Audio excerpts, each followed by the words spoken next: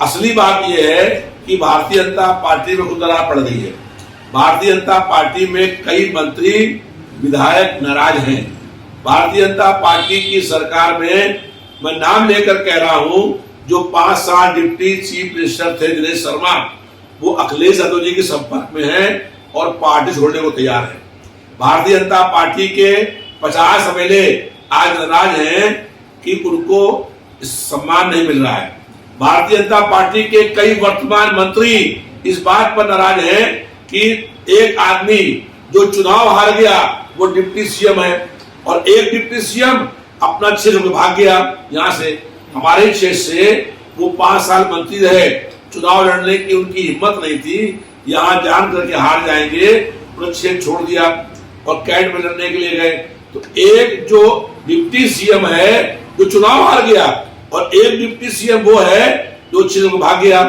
तो इस बात को लेकर के भारतीय जनता पार्टी में बहुत आक्रोश व्याप्त है। 10 बार का जो एमएलए है, तो ये आप नाम बताएं, प्रभावती शास्त्री वो मंत्री नहीं है। 9 बार का जो एमएलए है सुरेश खन्ना वो मंत्री है और 2 बार का एमएलए डिप्टी सीएम है। तो भारतीय जनता पार्टी के अंदर बहुत तगड़ा विद्रोह है और बहुत बगावत होने वाली है।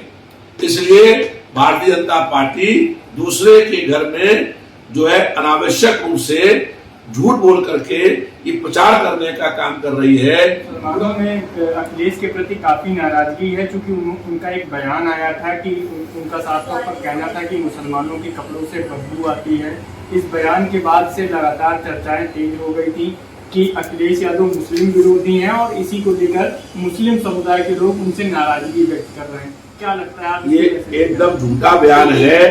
अखिलेश यादव जी कभी ऐसी बात कही नहीं सकते हैं जिस समाजवादी पार्टी का पूरा वोट बैंक मुस्लिम मिल रहा हो, तो ऐसी बात नहीं कर सकते हैं।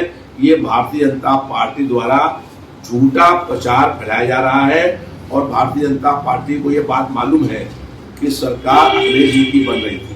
पूरे प्रदेश में परिवर्तन और बदलाव की लहर थी। बेईमानी करके भाजपा की सरकार बनी है।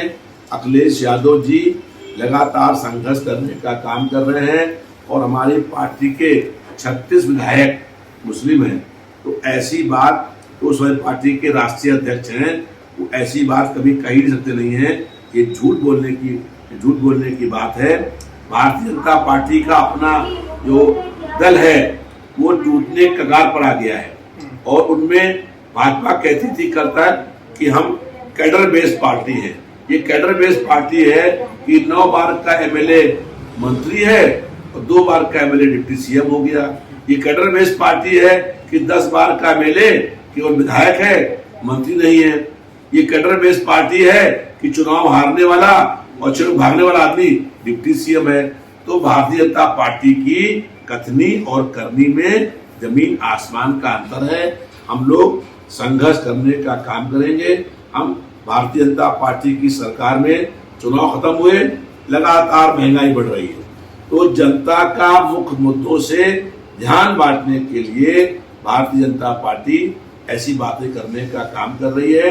हम लोग समाजवादी पार्टी में हैं, कोई पद के लिए नहीं है, हम सिद्धांतों से जुड़े हुए हैं। डॉक्टर राम मनोहर लोहिया जी ने जो हमको सिखाया है, जो उन्होंने बताया है, उस पर चलने का काम करते हैं और हमारा कोई पद हो या समाजवादी पार्टी में नहीं हो, हम समाजवादी पार्टी में आखिरी सांस तक रहेंगे।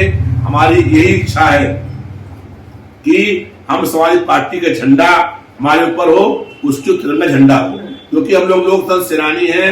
अखिलेश यादव जी ने जो विधेयक पास किया था उसमें ये कह दिया कि लोकतंत्र सेनानियों के जब मृत्यु होगी तो उनके अंतिम समय के ऊपर ज्ञात सलामी होगी और उनके तिरंगा झंडा लगाया जाएगा। तो हम लोकतंत्र सेनानी हैं, मंत्री रहे, विधायक रहे, उससे अधिक बात यह है कि हम लोकतंत्र सेनानी हैं और अंतिम समय पर भी तिरंगा हमारे ऊपर रहेगा, लेकिन उसके नीचे सापा का झंडा रहेगा और लाल टोपी रहेगा। रविदास मल्होत्रा जी हैं जिनका साफ तौर पर कहना है कि यह जनता के मुद्दों पर संघर्ष करते हुए करीब 250 बार जेल गए।